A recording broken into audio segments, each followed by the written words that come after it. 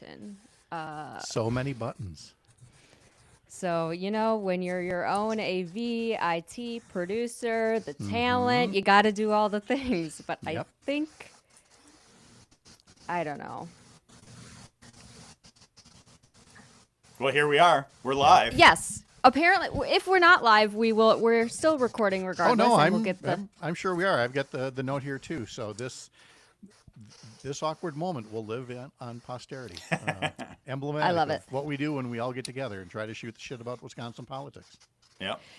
So I feel like it's important at this point in the game to say that it's Wednesday, July 29th at 3:05 p.m. because who knows? Things are changing so quickly. We have had a crazy week here in Wisconsin politics. We had two big polls come out this week. One of them was just a couple hours ago. That was the latest Marquette poll. We had the debate last night, the one and only live televised debate between the Democratic primary candidates for governor. Dan, I feel like you've been at all the things, getting the firsthand experience. What do you feel like what do you want to talk about first? What's most on your mind? The most recent poll from this morning? I mean, I'm still thinking about the debate a lot. I'm still working on my write-up from the debate. And yes, as you mentioned, I was there in person for the lone debate last night, sitting in the balcony with the rest of the assembled media. And I was back there today at Marquette University Law School for the poll release, which showed, I would say, some pretty similar numbers to the poll release from State Navigate and Up North News and Main Street Action released yesterday, with Francesca Hong in a huge lead in this primary. And, I think on the debate, one of my least favorite takes that people have on the debate is that a debate doesn't matter. I really despise that type of take. And I know Scott Walker. Scott Walker made that take. A few other folks did too. And I think, we should absolutely welcome any opportunity to hear from these candidates and see them in a setting like this on this stage. And hear from them directly. It was a 1 hour debate with 5 candidates. They tried to cover a lot of ground. They did cover a lot of ground. They missed a couple things, but I think Matt Smith and Jaron Jordan did a terrific job. Marquette always is just a phenomenal host for these types of events. I've been running around like crazy trying to, go from the balcony in the debate down to the spin room, home to write, back to Marquette today to write about the poll. And so I'm just spinning right now. The spin room is in my head at the moment. You're just all over that law school. You're basically like the Elle Woods of Wisconsin at this point. That's what people call me. Yeah, that's See, right. Yeah, I would have know. cast Lyerly in that role, but yeah, I could see it working for you. Yeah.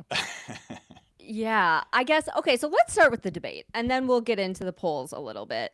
From a lot of what I've seen online, I think a lot of people have similar commentary, but there definitely have been a few differences. I saw some people sharing their rankings of how they thought folks did. I agree with you. I think the moderators did great. I understand the frustration that it wasn't really a real debate where the candidates got to go back and forth at each other, but I don't know how you would have done that with 5 candidates. Like, it's a traditional debate is 2 people, right? And this just didn't lend itself to that. I also wished it was longer at first, but then the fact that they did pack so much into an hour, I feel like they covered a lot of ground, and a lot of undecided voters can and should go watch it. It makes it like a nice digestible piece. And I think if somebody is just starting to tune in now and didn't know a lot about some of the candidates, they'll hopefully get a good feel for them. Pat, what were some of your biggest takeaways from the debate? Well, I guess starting with the format that, and again, I thought that the guys did a terrific job. I certainly wouldn't call it a debate. I would call it a lightning round version of Upfront with 5 guests. And that is no dig on Upfront. It is essentially, it's become the Meet the Press of Wisconsin politics. So now you have 5 guests at a time. You ask them 8 questions, roughly, plus some closing statements and things like that. So we've got 40 different snippets to go through where they do or don't answer the questions. But Kristen Lyerly, who's having some tech issues, otherwise she'd be the first one to tell us what she all texted us afterwards last night. Really? No questions about healthcare? And she was right. I went back and looked through the transcript, and a couple of people mentioned healthcare in passing, but there were no direct questions there.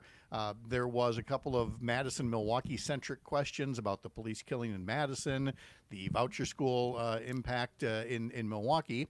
In both cases, the candidates, to their great credit, turn those answers into more statewide issues, the statewide voucher program and funding local governments statewide for public safety and evidence-based programs that reduce crime. So on the whole, the moderators and the candidates did a really nice job.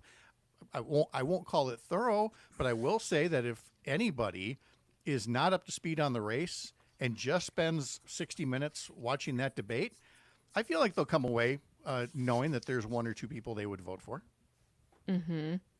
I agree. And I thought it was I just kept feeling like we are lucky to there's so many competent people on the stage that care so much about our state. And that really came through. So I hope anybody who's just tuning in is watching this being like, yeah, maybe they have a favorite or two, but hopefully they're feeling like, you know what? I feel like we'd be in good hands with any of these candidates. And I feel like that is something that's going to be important, keeping in mind as we do move forward, as all the people who have been really involved in this. Because, Dan, a question I have for you is, between the debate and looking at the recent polls and all of the data is trending towards Fran.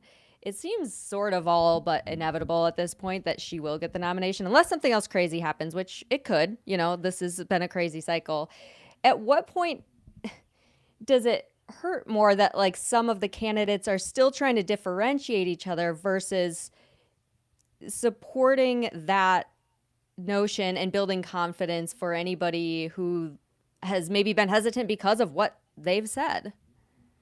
Well, first, to your point on just the field at large, I think you're right. This debate did demonstrate that this is a really qualified field. And I think amid the chaos and tumultuous news cycles of the past few weeks, I think that got obscured a bit. But I think getting to hear directly from these candidates reminded us that this is a really qualified field, and any of them have a strong case to be a good governor, certainly a better option than Tom Tiffany.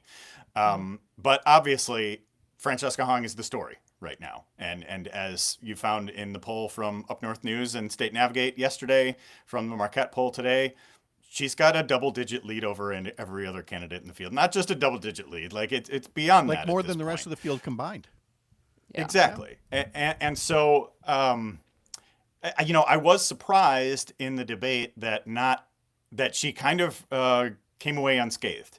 I think a couple reports from this morning just noted that no candidate really directly criticized her at this point. There were some subtle jabs and some, a few comments in the spin room about, various things here and there. But even in the public safety questions, which I do believe is Hong's weakest issue, the other candidates didn't really take that opportunity to really go directly at her and criticize her past positions on defunding or abolishing the police, or her positions on prisons, or the variety of things that we've seen become controversial statements of hers throughout the course of this campaign. And again, I think she's clearly in the lead at this point, but I think that is her weakest issue.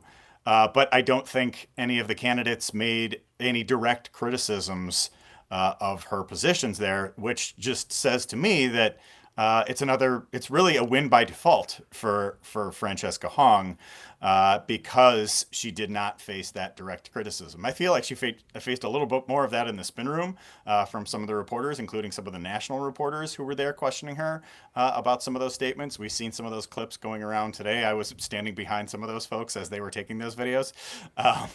And so I think that is going to be a persistent issue, but the fact that no other candidates really took it to her on that issue, I think made it so that she won on that issue. Funny that you say that about the national media, going harder on her than the candidates did, because the same can be said for the moderators. The only tough questions she really, fielded, or the toughest questions out there, were for her from the moderators, who asked her about, the Democratic Socialists of America, DSA. Do you support abolishing the Senate, abolishing the police? And then on the Madison police killing, where they said, you right away said this was an execution. Is this what you're going to be like as governor, essentially shooting from the lip? And she gave a really good answer about how a governor has to have a much more responsible use of the microphone. But for where she was at the time, she was calling it as she saw it. But yeah, the other candidates, I think in part because they already anticipate Tom Tiffany's going to make these attacks. And I mean, honest to God, not one of those four other Democrats thinks that a Governor Hong is going to introduce a budget with $0 for police and prisons. That's absolutely ridiculous. And so they don't want to be caught, being silly, because that's exactly what Tiffany and the Republicans are going to do, Kate, as far as what I see going forward. Yeah, and I think, thinking about what maybe they could have been, and maybe it would have gotten her to push on some answers a little further. I do think it was probably smart that they did that. I think it's kind of a lose-lose situation. I think it could have looked bad if any one of them started attacking her, because she is in the lead. She has so much grassroots support. All the other ones, even though they're fighting over who is the least establishment of all, are all somewhat. It's so funny, this establishment thing. These are all politicians in Wisconsin that are all part of the establishment in some way, shape, or form. So it's interesting to see them kind of throw that back and forth. But I do think it could have gone south for them afterwards if they had tried to attack her. But then again, I feel like they have nothing to lose at this point. And so I'm kind of curious. I haven't been online much today, or at least since the Marquette poll came out. Have any of them released any statements on that? Or what? Here's my question. It's actually sort of a two-parter, but about the other candidates. What do you think, Dan, is next for Mandela and Crowley, who sort of were neck and neck? It looks like Mandela has taken the lead over Crowley. I don't know if I'm interpreting that correctly. And then what would you say is next for Joel and Kelda? Yeah, it was interesting. The only real jabs that any candidate made over the course of the debate, I noted right at about the 50-minute mark in the debate, nobody had really gone at each other at all. And then I think Mandela made a couple jabs at Crowley about the establishment or whatever it is. There seems to be no love lost between the two of them, it seems like. And so... Is that sarcasm? Are you being sarcastic? No, I don't. It doesn't seem like they particularly like each other right now in this race. I mean, they're I think competing for a similar path to victory. And as I think the State Navigate poll really articulated that Evers endorsing Crowley hurt Mandela more than anybody. And instead of consolidating the field to find some sort of alternative to Francesca Hong, I think that move hurt Mandela more than it hurt Hong. And so, I think we saw a couple of goofy posts in the back and forth with the social feeds and whatever else between Crowley and Barnes. So I think there's some of that. I think it was for Brennan and for Kelda Roys. I thought both of them did very well in the debate overall, like if you're just zooming out. But it's just, it's a big field. Not everybody can win, and they don't appear to be winning. And so I like both of them. I've interviewed both of them. I think Joel has such a wealth of experience running big organizations. I think Kelda, in the interviews that I've had with her, knows state government inside and out, and knows how to pull these levers of power in state government, perhaps better than any other candidate in the field. But their campaigns just haven't resonated. For whatever reason, they haven't been able to meet the moment. And that's just the reality of it. And they continue to poll very low in both of the polls that were released this week. I frankly don't really see a path for either of them. And I also don't see any chance of consolidation in the field. I think, I was talking to both of them in the spin room for a little bit. And I didn't really get the sense that either of them would be dropping out or supporting another candidate or whatever it might be. That is? They know the one path forward for them. They see three candidates above them who all have these flaws of either saying things in their past or setting up Twitter accounts in the past, or, in Sarah Rodriguez's case, a financial blow up. So if you're Joel or Kelda, normally, yes, you'd think about getting out by now. But from what we've seen in this race already and what about the people ahead of them, there's still 13 days left. which is still an eternity for one more revelation about, something Fran did or Mandela did or Crowley did. And suddenly they've got new life. Again, that's not typical. This has not been a typical year, so they have no incentive whatsoever at this point to drop out, because even if their 4% isn't going to do anything for Crowley or Barnes to catch up to Fran Hong. So they may as well stay all the way so that they can not be called a quitter, say they ran all the way through the tape at the finish line, and then figure out what they're going to do next after this. Yeah, if I'm Crowley, especially, I'm like, guys, I can't drop out again. So if somebody's got to drop out, it's got to be somebody else. And I do feel like, as you were talking, I'm like, I feel like somebody should maybe, who is smarter than me, should proactively look into the laws of what happens if we need to make a replacement during the general. Just putting that out there in case there's a situation where we need to understand how Wisconsin law would treat that. But yeah, I thought it was great. I thought everybody did great. I consistently got a question from people who were really impressed with Kelda, and just wondering why she hasn't been polling. And what I want to respond to those people with sometimes is like, well, how many people have you talked to in real life about her and why you're supporting her? At this point, when, not that many people are tuned in, word of mouth is so important, and talking to people and clearly that has been the case with Fran. And I think the other candidates have just been running more traditional campaigns. They're calling up the funders, they're doing call time, they're on TV, they're doing the ads, but they're not as much pushing that community conversation that Fran's campaign has. And so I think, it's just a testament to once we get to the general, like, it is very important for people to talk to people they know, a lot of people they know, and make sure everybody gets out to vote. Kristen's back. Can we hear you? Dr. Lyerly. Hey guys, how you doing? Before we move on from the debate and get into the polls, I know you were upset that they didn't bring up healthcare. What would you have wanted them to ask, or what were you looking to get more clarity on from the candidates? Yeah, I guess just, as a doctor, also a patient, which everybody in Wisconsin is in our life, it would have been great to address the affordability. Oh, no. Oh, no. Apparently, we need affordability of internet in some of these places around Wisconsin, too, so... She's in Milwaukee. That's the thing. That's our rural in Madison girl. or Milwaukee is where sometimes I get the worst coverage. It's insane. We need infrastructure in the state. Well, Pat, do you know what she was hoping to hear more? I wonder if they didn't touch on healthcare because it was so time boxed. That is such a complicated topic, and frankly, it is. I'm still a little bit confused between the minor differences between the candidates' platforms and even what is possible anyways. I don't know. Well, I'll read Dr. Lyerly's tweet from this morning, at least, where she said, Okay. last night's Wisconsin governor debate, 5 candidates, 1 hour, nothing on health care. Not reproductive care, not rural hospital closures, not measles, food safety, or public health readiness. Wisconsin families are living these threats now. Whoever wins owes us a real plan.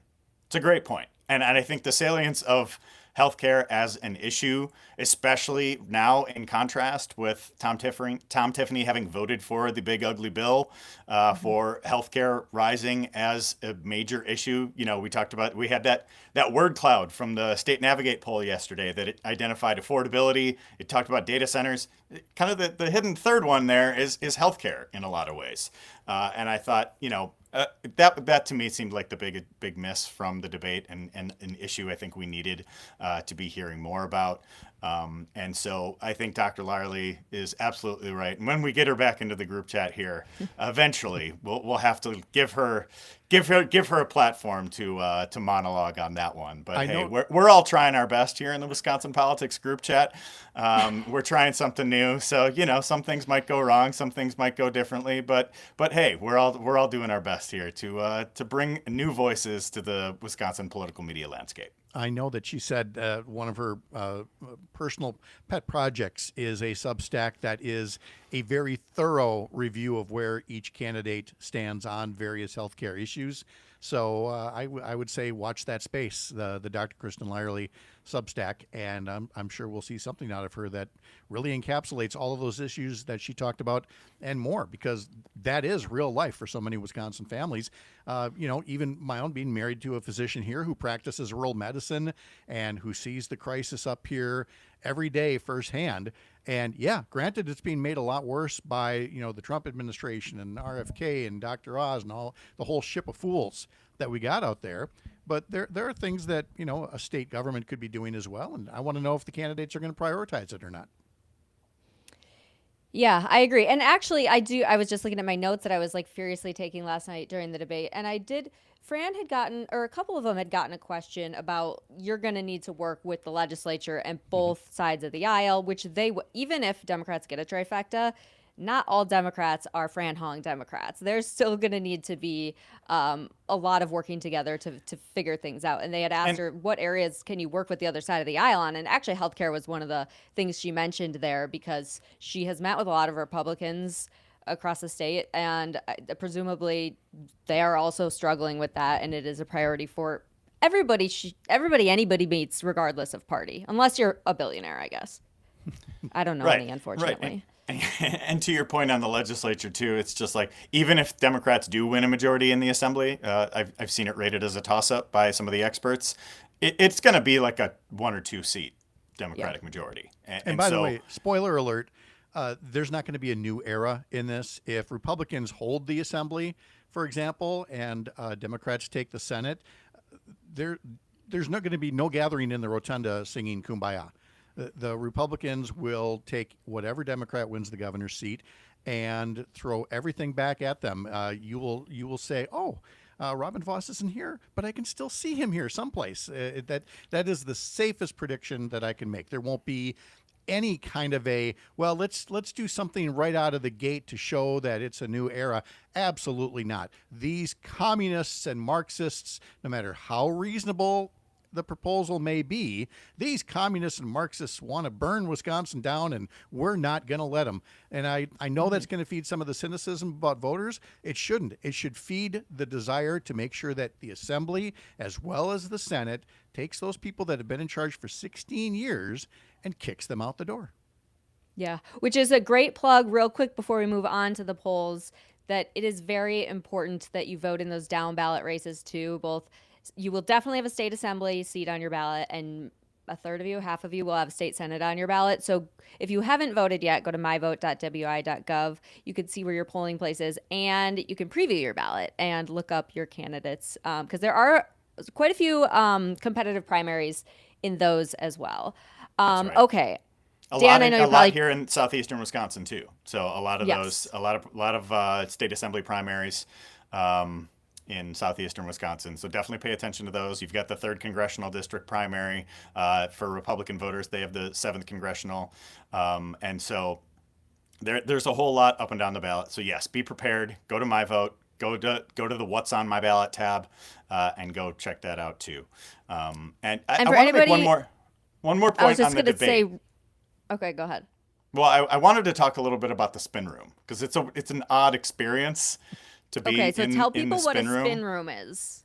Okay, so at the actual debate, they didn't have anybody in the audience, and that was a choice that WISN 12 made. They didn't want people in there in the audience cheering for various candidates and whatever it might be. And so it was just people in the balcony area among the media. I was sitting, kind of close to a lot of the TV reporters. There was a couple national reporters there. And then after that, they kind of usher all of the candidates away to what they refer to as the spin room. So each candidate has this little setup with like their campaign logo behind them. Kind of looks like a sports press conference. We might have Dr. Lyerly back here, so TBD. But just also on the spin room. So each candidate is there. And so you walk in. Mandela Barnes was the first candidate there. So I went and talked to him first. And then as I turned around, there's just an army of people surrounding Francesca Hong. By far the most media attention. And so, talking to her, there were a couple, the other campaigns were there. A couple of campaign surrogates were walking around, but just this huge amount of attention around Francesca Hong there. But she was also, she was the first candidate to leave. the spin room. She took a bunch of questions right off the bat, and then her campaign team kind of pulled her away. Mandela Barnes was there for a long time. David Crowley was there for a long time. Keldo was the last one there in the room talking to everybody. But it's just an odd experience to go there and see, how these candidates not just respond to the debate, but it's just like, okay, the after the debate, and then what's next, and then all of that. So I do have some of that I'm going to be sharing at the Recombobulation area, a couple video clips. I have some quotes that I don't think have been out there just yet. So a lot of really interesting stuff, and just kind of a surreal experience to be, turning around. And I think one of the folks from Francesca Hong's campaign team shared a video of this, of just like the dozens of people that were surrounding Francesca Hong. It's like when they show the press conference in the Packers locker room, and everybody is surrounding the quarterback, right? And just everybody is looking to her. And then their campaign team panned around the rest and showed just, there were a few people talking to the rest of the candidates there, but so much of the attention for this race and in the spin room and elsewhere was on Hong. Yeah, and it has been. It will continue to be, especially if she wins the primary. I mean, this would be a historic campaign, and all eyes are already on Wisconsin typically, but they will be more so than usual. She has always had an ability to get earned media in the form of stories and people talking about her, and it's an interesting story. So I understand all the reporters around her, and she will give them typically more and not necessarily talking points than the other candidates would, which I don't know if that has anything to do with why her team pulled her away. Because she was very disciplined up on the debate stage, and then it seemed like a little more forthright in the spin room. Yeah. And so, I guess we'll see. The candidate that I thought seemed the most comfortable in the spin room, and I thought he seemed comfortable on stage throughout the debate too, was Mandela Barnes.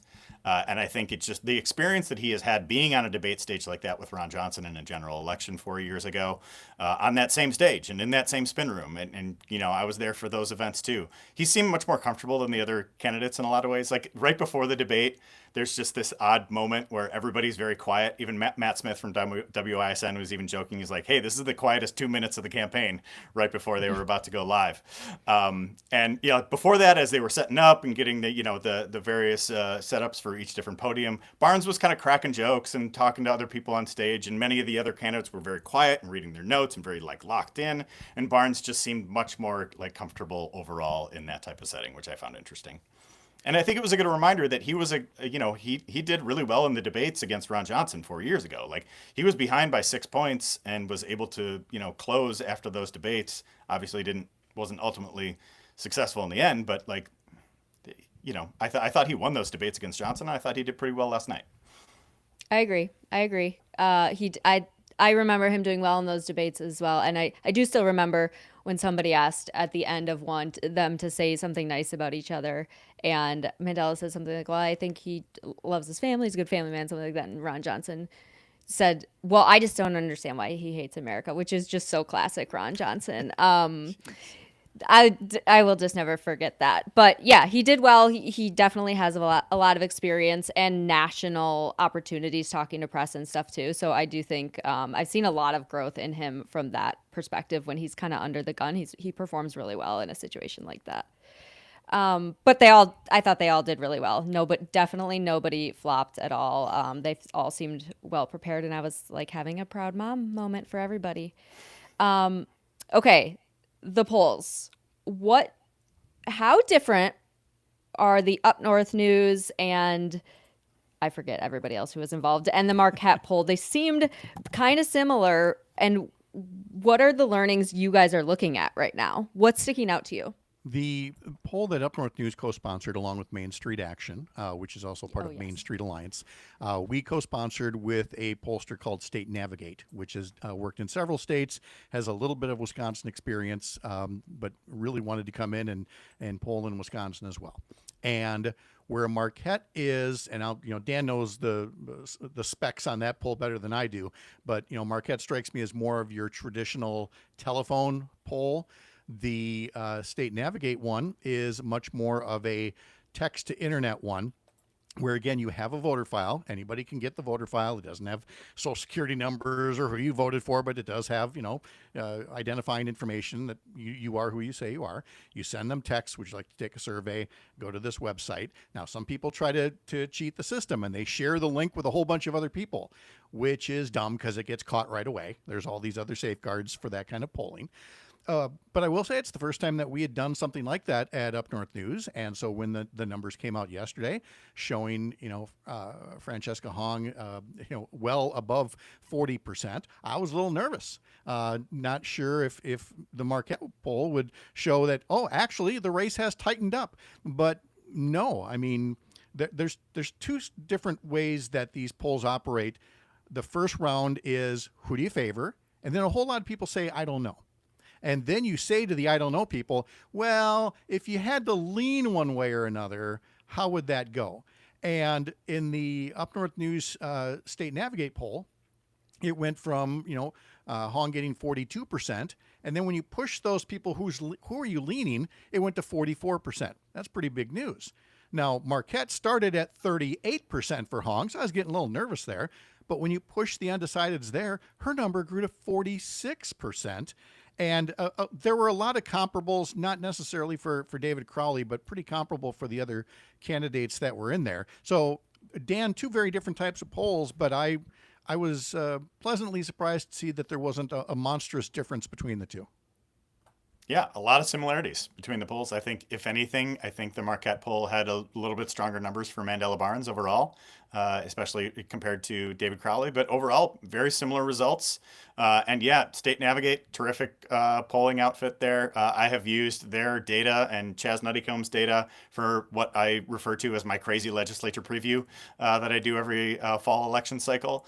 So I'm very familiar with their work there. It's very strong data. I didn't doubt that at all. And of course, it lined up with what we're seeing in the Marquette poll. And I think it just goes to demonstrate that Francesca Hong has a huge lead in this poll. And like you said, that it's not just with the undecided voters. It's when Charles Franklin doing, characterizing them as the leaners. So if you see this word out there, the leaners, with those leaners, that Hong has let's see, is it 25-point lead with over Barnes in second place with the leaners? Yeah. It's going to be, she's 35 actually. So I have maybe a dumb question. Are primary leaners a whole different ballgame than general swing voters? Or are they the same people? Yes, because all these people were already essentially pre-qualified as people who were likely to vote in the primary. So these are people that say they're going to vote. They just still don't know. And I do this every time when I'm moderating candidate forums or any other events. I ask for a show of hands. I say, how many of you have your favorite candidate? And a few hands go up. How many of you have got it nailed down to 2 candidates? And a couple of hands go up. How many of you still have no idea? You got three or more that you could vote for. And, again, last week when I was down in Monroe and Greene County, again, most of the hands were, I don't know yet. So when Joel Brennan, said near the end of the debate, it was near the beginning of the debate, what are you doing here? Are people wasting their vote? His answer was, well, no. There's a lot of late deciders. There's still, even after pushing the don't know people, in our poll, it went from 22%, I don't know, down to 13, but still 13% don't know. And in the Marquette poll, it started at 34%. Didn't want to give a name. When you pushed them, it went down to 14%. So you're still talking 14% of the people say they're going to vote. They still don't know who they're going to vote for. Kristen, I hope we've got your audio back, because I think that you share my, not frustration, but when you get this close and you go, how do you don't know yet? How do you not have a favorite yet? What's your impression of the people who are still deciding? Hey, I was watching it along with my OBGYN colleagues last night, and they are engaged and they care, and most of them don't know. They know what they like generally, and they know who they're interested in, but they're not ready to make a commitment, especially in this race where we've had so much chaos and people have turned in their ballots, and there sit their ballots, over 80,000 of them. Some of them cast for candidates who are no longer in the race. So I think even for some people who are paying attention and want to engage, they're holding on to those ballots, waiting to see what's going to happen next in this roller coaster ride of a race. And may we say, you sound marvelous. It's nice to hear. From So Thank you. Like my gaming setup. you. Yes. yeah, you look cool. I was Does gonna say, anybody that's grab want one to of- play? it's not your Grab one gaming of the chair or guitars, rip headset. some Prince. Can Okay, I so make a comment about the debate? Well, first of all, Yes. healthcare. How do you did talk talk for about a that. third of the debate about healthcare and or about taxes and not even bring up healthcare? Like that to me is crazy because every single Wisconsinite is a patient and every single Wisconsinite is struggling to pay for healthcare in one way or another. So that's one piece. Part two is this. I was having this kind of Breakfast Club moment where everybody was kind of fitting into some sort of a high school stereotype. Like, David Crowley was really feeling JV to me last night. Like he's got potential. He's not quite totally developed. I really love him. I think he does a great job in his current job, but like he just didn't quite seem ready for the big stage. Kelda was giving total like girl in the front row, like I know the answer, and the teacher's like somebody else please. Like, do you get that from Kelda? Yes. Yes. Yes. Mandela was Yeah. like, he's like he's already got a contract. He is moving on. Always be campaigning, right? That's the mantra. Were you guys getting this kind of a Look vibe at you from these casting folks? this. I like this. well, Were you I feeling wasn't thinking about it that way, but now that you explain it like that, yes, that is 100% accurate, and it is hilarious. Joel Brennan was He's like the the principal. principal, He's the who was principal, like, Yep. he's telling you all the stuff that's important, and he's saying like real stuff that you're supposed to know and you're supposed to care about, but you kind of just don't, because other people might be a little more interesting. And then Somebody Fran is just the pulled one- Fran out of Fran's- detention, and she Fran's has the to Ali Sheedy apologize. character. Yeah, just chewing her gum and going, whatever. Yes. Totally. But she might be making the fist at the end with the Hero Yes. soundtrack. I don't know. Who knows? Thank you for I'm glad you came back and added that commentary because that is Worth it. amazing. And somebody needs to put together a sort of Breakfast Club edit. I think. Where's our AI slop expert? We need one for the show. Who's the John Hughes of Wisconsin political media edits? Okay, but so a couple hours ago, I put a question box up in my Instagram stories because we were going to be talking. I'm like, let us know if you have any questions. So I want to go back to what we were just talking about with like the undecided voters. I got a form of this question many times. How do we decide at this point? Do we go with who can beat Tom Tiffany, who I really want, or who I think would do the best job? What's your advice for that? Who wants to jump in first? Who's been doing this for a minute? I mean, it's an age-old debate. I totally get that. And yet my advice always comes back to vote for the person you want to be governor. I mean, that's what it's there for. To me, it's not that you have to change who you are and what you like before the primary. What it is after the primary, if your person didn't get in, we're not saying you got to fall in love again, but you can't be dumping this person after the primary because they weren't your first choice. And, we're going to use Fran Hong as the example simply because she has this, commanding lead in the polls. But if you're an I don't know person, a Kelda person, a Joel person, a David person, a Mandela person, I mean, it's everything that I would say to everybody who did not show up to vote for Kamala Harris last time. You didn't show up to vote or you voted independent. Guess what? You voted for Trump. You want to get offended at that? Fine, get offended. But you voted for Trump because you didn't show up to not vote for him. And that's exactly what you're going to get with Tom Tiffany. So after the primary, we're all going to try to be nice to you and say, come on, go ahead and vote. I'm going to be the one to say, grow the hell up and be sure you show up and bring a friend for this candidate who wasn't your first choice. But for the primary, by all means, vote for who you want. That's what it's there for. I don't know. Anybody feel differently? Well, I think the old adage about this is in the primary you vote your heart, and in the general you vote with your head. But I think you got it. It's both in both. This situation's a little different too. Yeah. I Yeah, think a and lot I- of people are seeing the establishment or whoever concerned about this other path that like is not historically a path we've gone down. And so they're almost just a little more nervous this time. But ask yourself why. Why are we going down this path? And that's where you have to, even if you're not, a hong head. That's now the third time I've seen that word used someplace. How Even about if you're- frenetics? Oh, I like that. You have to ask yourself why. And you can't go with the, well, libtard socialists just like to get free stuff. No, that's not what it is. It's a whole lot of people who, yes, like Mamdani and other candidates, they're just so sick of this current system. They're just sick of it. And I think I said this last time as well. These were people that went for Trump, except that, Trump never had any intention of delivering, whereas Mamdani's already delivering. And Hong would work to deliver change. People are just so sick of the status quo that, if you think Hong is a little too risky, I get that. Totally get it. But that this many people are drawn to her already, ask yourself why and see if you can't get behind that for at least one election cycle. And Yeah, remember, we have gone down this path before. I'm coming to you from River West, a neighborhood in Milwaukee that is the heart of socialism. Wisconsin is an incredibly progressive state by our roots, and Milwaukee has had socialist mayors. It's part of the reason that Milwaukee is the city that it is. So there is room for this. We are those people. We may not feel like it, and we've been under this Scott Walker haze for a couple decades now, but that's not really who we are. So ultimately, Pat, to your point earlier, like whatever happens with the primary happens, and I think we're starting to see the writing on the wall, but when the primary is over, it is full speed ahead for the people of Wisconsin. And the decision couldn't be clearer. Tom Tiffany isn't even a real human. He is just a mouthpiece for Donald Trump.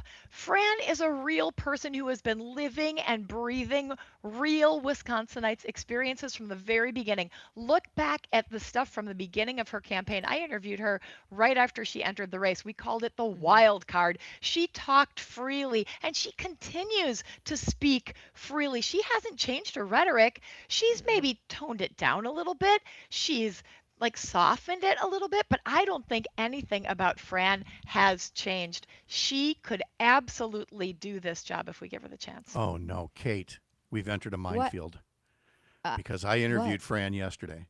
And I gave her the news about how big her poll lead was. And I mean, she gave a very genuine reaction. She was not expecting to hear that. Yeah. But then she gave a Dan Schaefer shout out.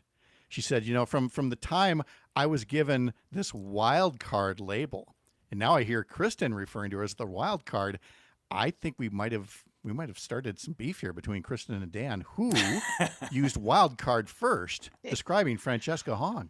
Fight it out, kids. Oh, So I wrote this piece last year. It was called "The Too Early Preview of the Democratic governor's race" that I wrote in August of 2025, and I referred to Francesca Hong as the wild card in the race at that point, and I've used that repeatedly throughout the race. Trademarked it. I should have trademarked it, I guess, but I think she really embraced that, and I think it is, I think the wild card moniker was just like, we don't know what's going to happen with this, but I also know that from her service industry background and all of that, she's not going to let anybody else outwork her on the course of the campaign. And I think that has really been what has separated her from the rest of the field, is the ground game. Is, I think in many ways, if she does win this campaign, I think she will have won it between April and June. Because there were so many candidates that I was waiting, after the spring election, I understood why a lot of these candidates weren't going to muddy the waters and go up with ads. Let's make sure Chris Taylor gets over the finish line and then we'll hit the gas. Well, the only person who really hit the gas was Francesca Hong. And I think a lot of these candidates were just waiting and waiting for the right time to put their TV ad up, or the right time for this, the right time for that. Meanwhile, Fran's building this statewide army of volunteers. I think she said last night in the press scrum that it was like 7,000 volunteers that they have engaged with on the campaign. They have really prioritized the ground game. They haven't cared nearly as much about the traditional TV ads, and they have just upended the way that you campaign. So I am not a democratic socialist. She is comfortably to the left of me politically, but I also hate the traditional way that Democrats do things in these politics. And she has just flipped the table on this and just run circles around everybody else. And while everybody was waiting for the right time to do something, she was out hustling everybody between I would say, April 8th, the day after the spring election, and mid-June when the state party convention happened. And I think we really got into the silly season of this campaign. I think that would be the time that she won this, if she does eventually win this, which she is the clear favorite, and that is where we are. It's been interesting to see even Republican rhetoric complimenting her campaign style pretty frequently this whole time too. Obviously, they don't agree with her policies, but they also have recognized this whole time that she's been out there hustling. She's clearly doing things differently than everybody else. And I mean, it's definitely paid off so far. The one thing that could be really different, I think, if she is in the general, is the amount of millions pouring in from out of state. We already know there's a ton of billionaire money pouring into, what's his name? Tom Tiffany. Well, and the It could Republican look Governors different. Association. Yeah, yes. It could look different for Francesca Hong. I'm not sure. How much do you think, though, that would impact her campaign? That billionaires are going to spend against her. I mean, that's just the default, and I think that's why part of her appeal is she came out swinging against, billionaires and corporate money and all of the other things that are rigging the system against all the rest of us. And she found a way to put it into plain English. So, I mean, she will not be in any way, shape, or form caught off guard by what comes. I think some people were caught off guard by how it happened to Mandela Barnes in 2022, in that they didn't expect the billionaire money to be so overtly racist. I mean, just over the top. And guess what, kids? It worked. It worked just enough, and that's all it needed to do. So yeah, they're going to try that again with Francesca Hong, but I mean, she knows that going in. The voters will have seen all of these things going in. It really is going to be, a case of fear versus frustration. Okay? Francesca's going to be campaigning on frustration. We're all frustrated with the system. And Tiffany and the Republicans, they're going to campaign on fear. That's all they ever do. Fran is the other. Okay, she's a daughter of Wisconsin, but because she's a daughter of immigrants, she's another. Tom Tiffany is a real Wisconsin guy. When he was born in Minnesota, he is as fake as it gets. But that's what the message is going to be, and I think Fran's going to be well positioned for it. You kind of sound like you've already moved on, Pat. From the primary? Yeah. Well, I mean, I can do this with any of the others. I mean, face it, any Democrat that wins this is going to be called a communist and a Marxist and Well, that's the everything thing else, too. They're gonna say. I just want everybody to, if they feel like they're trying to be all strategic about their vote, I feel like people at this point should feel that they have the permission to vote for the candidate that is the most inspiring to them, that they believe can move this state forward. Because I think they've all proven that anybody can do it.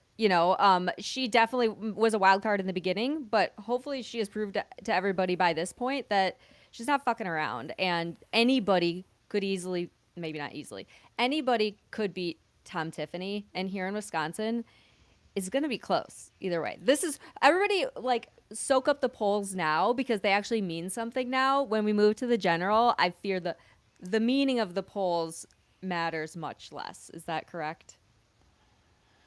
To a certain extent, but also I want to look back to that 2022 race with Barnes too, because he came out of that primary, the field consolidated around him. The final 2 weeks of that primary were just a primary in name only. He had won. And he came out of that, and there was a Marquette poll in mid-August, right after that, and he had a pretty significant lead in the head-to-head polling against Ron Johnson. But then the onslaught of ads came, and then the outside spending from the Uihleins and the Hendricks and all the unbelievably racist ads that we saw over the course of that campaign. That was right after the primary. And that was right after. Right. And so I would expect that the Tiffany camp is ready to go. The Uihlein and Hendricks money, the three billionaires in a trench coat that are the Republican, fundraising apparatus, is going to be ready to go. But I want to point out one thing that I think is going to be really interesting here, and we saw it in the crosstabs of both the State Navigate poll and the Marquette poll. And I'm looking at the Marquette poll numbers right now, and we saw this in the head-to-head polling that they had last time. They didn't have any head-to-head polling in this one because it was only of Democratic primary voters. There's a huge generation gap going on in this election. We saw that in the head-to-heads. And we're seeing that with Francesca Hong's numbers here. She has 66% of the vote in the 18 to 29 age group. She has 51% in the 30 to 44 age group. No other candidate is in double digits with anyone under 45. Wait, say that again.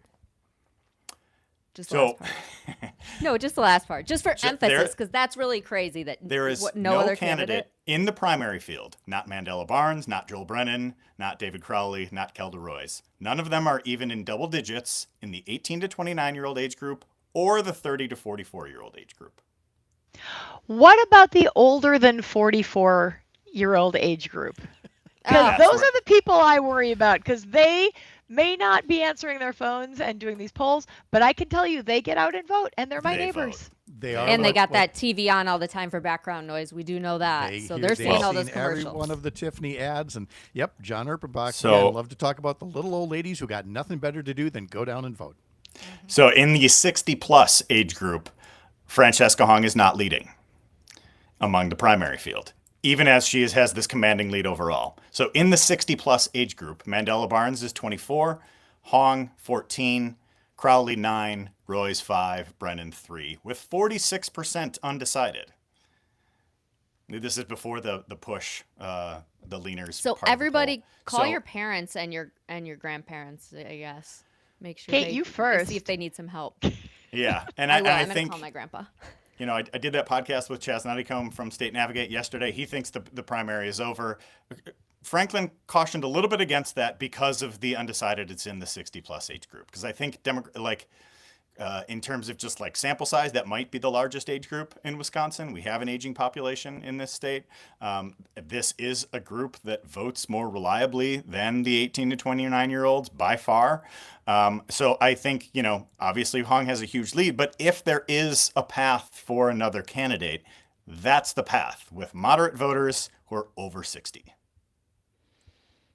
Well, I can't wait to see the photos coming out of the other campaigns in the next couple days then. Maybe they'll be serving up some soft serve it. I'm just kidding. I'm going to get myself into trouble. That is very good insight, though. And I guess we'll see what happens. What do you guys think comes next? Kristen, what do you think comes next after this? I What's gonna think happen a lot the next of couple weeks? it's going to be a lot of hand wringing and conversations and rehashing information. You know, there may be more surprises around the corner. This race has been really unpredictable. I'll remind you again, just a few weeks ago, we were all like, we've got 7 candidates here. Something has to change. And then the whole thing blew up. So I think it's hard to say, but I would encourage everyone to have those conversations, to get out and talk about who these candidates are, what it means to you, and then what happens after the primary and how do we move forward. There's not a lot of time there. And whoever we end up electing to represent Democrats, we are going to need to move forward quickly and decisively. So get ready for that because it's right around the corner. What do you think, August 12th. Yep. Yeah, Oh, big change. oh, August but 12th. the shift but gears. the election day is August 11th. Yeah. Just so everybody knows. Yeah, that we're saying August 11th. Go Yeah. vote. Make a plan. Early vote. Don't vote too early now. Anything could happen. Yeah. Any other predictions from Pat or Dan on anything else that might fear. Any curveballs? Fear. I predict fear on my part for the 3rd congressional district race. It is. It has not been a pleasant primary yet again in the 3rd congressional district. Whether it will be Becca Cook or Emily Berge, and I distinctly recall last time around with, again, the Becca Cook people and the Katrina Shanklin people saying, look, whichever one comes out, you gotta go to the mats for this other person. And it sure didn't feel like it. And I say this all not to create some kind of self-fulfilling prophecy, but to again say, after this primary, same goes for places like the 17th Senate District, where, you know, Howard Markline is extremely vulnerable, but you've got 3 Democratic candidates in there. You've got a lot of resentment that the State Senate Democratic Committee put forward a candidate and essentially anointed that person, Representative Jenna Jacobson, when, you know, Lisa White and Corrine Hendrickson certainly have, you know, valid reasons to run for that seat as well. And so, you know, I hope that between now and the primary, things don't get even more negative, because all of those seats, we spend all this time talking about the governor, but those seats are extremely important too.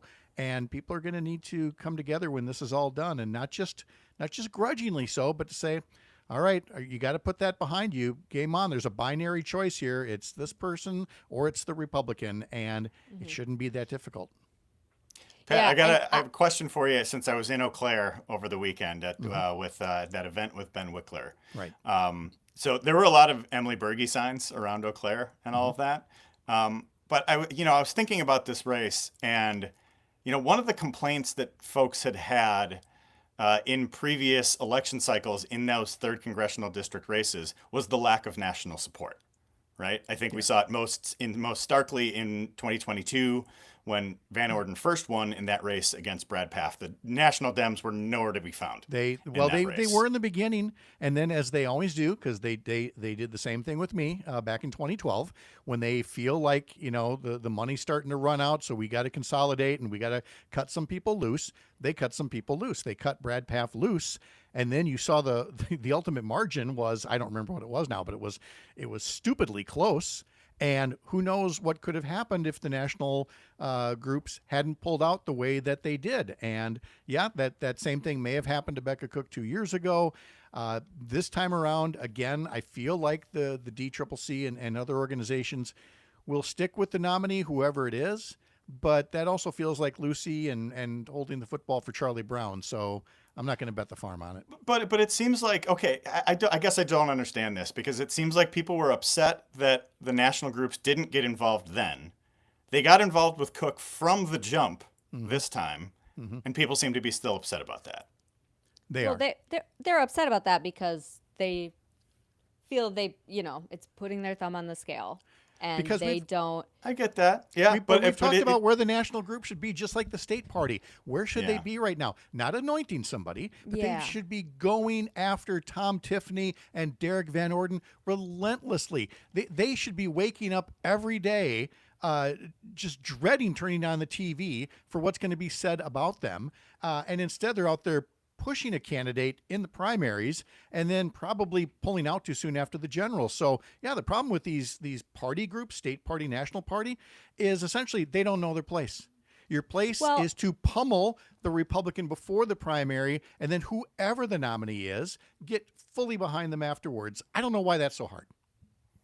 Yeah. Fair point. I mean, I don't know what the right answer is. It seems like the state parties and like D-Trip and all those do more work in support of a candidates, and then there's different independent groups who do more of the like opposition type messaging. And I know there's been plenty of DVO opposition, probably not for lack of material. There's a lot of stuff there. Those two races are ones I actually have endorsed in, and in one of them I endorsed the establishment candidate, and the other one it's the non-establishment candidate. I've endorsed Karine Hendrickson in the 17th. I think she's just a fantastic fighter who is so smart and so strategic and would be amazing to go up against Mark Line. And in the third, much to what the internet would like to tell me they feel is correct, I have endorsed Rebecca Cook, and I've known her for a couple cycles now. I also understand, I've met Emily Berge too, and I think she's great. And I'm so glad she's in this race and she stayed in this race. I think she's made it better. I'm all for competitive primaries. I think it makes everybody better. And I understand people wanting a more progressive person to represent them, like Berge. She has great experience, but I trust Rebecca Cook too, and I think she outperformed Harris and Baldwin last time and got closer and closer, and I think she can do it. So.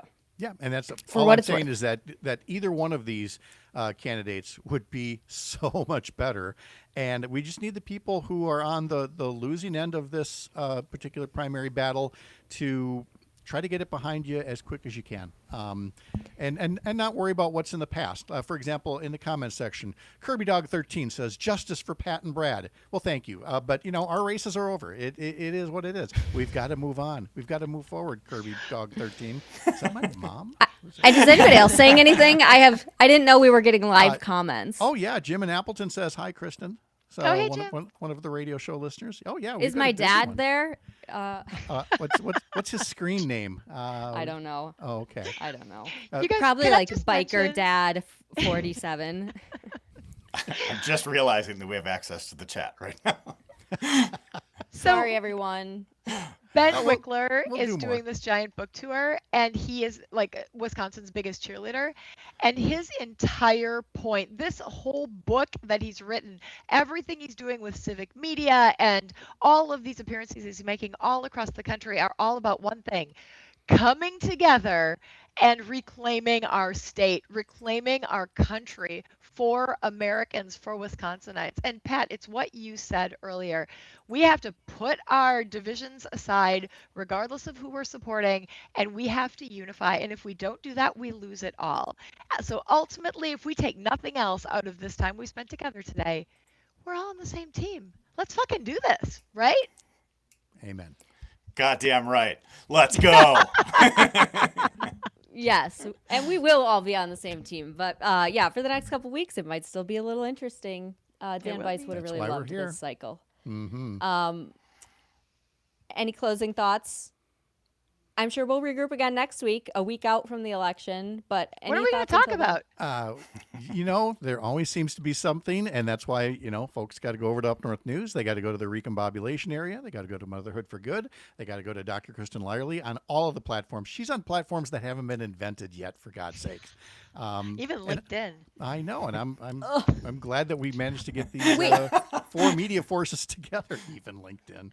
I love Kate's reaction to even LinkedIn. I mean, LinkedIn is the bad place to me. It is. But You people gotta be love it. everywhere. Yep. I did want to plug really quick though. If you go to sway.co/motherhood for good, I don't know if you guys have a Sway page. What? That's where I'm putting Yeah. all my endorsements, and so you can see them all there. And if you can connect it to the voter file too, so you can actually get a personalized ballot. And there's a bunch of different like civic leaders and other people on there who have their own Sway pages, so you can just see people's recommendations, and it's a pretty cool tool if you're still struggling with who to vote for, especially for some of those down ballot races. Well, look So, at this. How cool is this?